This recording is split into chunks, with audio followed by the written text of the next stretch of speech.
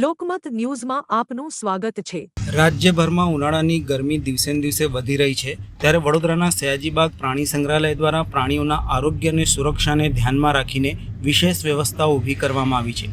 ગરમીના પ્રકોપથી પ્રાણીઓને રાહત મળે અને તેઓ સ્વસ્થ રહે તે માટે સંગ્રહાલય તંત્ર દ્વારા વિવિધ પગલાં લેવામાં આવી રહ્યા છે।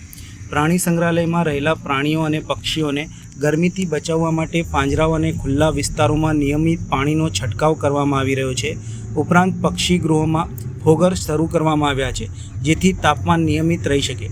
અનેક એન્ક્લોઝરમાં બરફના મોટા બ્લોક્સ મૂકવામાં આવી રહ્યા છે, તેમજ કૃત્રિમ છાંયડાની વ્યવસ્થા પણ ઊભી કરવામાં આવી રહી છે। પ્રાણી સંગ્રહાલયના ક્યુરેટર ડૉક્ટર પ્રત્યુષ્ય પાટણકરે જણાવ્યું હતું કે ઉનાળાની તીવ્ર ગરમી દરમિયાન પ્રાણીઓને ડિહાઇડ્રેશન અને થાક જેવી સમસ્યાઓ ન થાય તે માટે ખાસ ધ્યાન રાખવામાં આવી રહ્યું છે। પ્રાણીઓને તરબૂચ, કાકડી અને અન્ય રસદાર મોસમી ફળો, શાકભાજી આપવામાં આવી રહ્યા છે।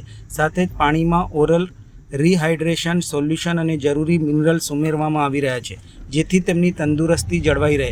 તેમણે વધુમાં જણાવ્યું હતું કે પ્રાણીઓ માટે બનાવેલા પૂલ અને પાણીના જળાશયો નિયમિત રીતે સાફ કરીને ફરીથી પાણી ઉમેરવામાં આવે છે, જેથી તેઓ કુદરતી રીતે શરીરને ઠંડક આપી શકે। આ ઉપરાંત પશુ ચિકિત્સકોની ટીમ સતત પ્રાણીઓના સ્વાસ્થ્ય અને વર્તન ઉપર નજર રાખી રહી છે, જેથી કોઈપણ પ્રકારની તકલીફ જણાય તો તાત્કાલિક સારવાર આપી શકાય।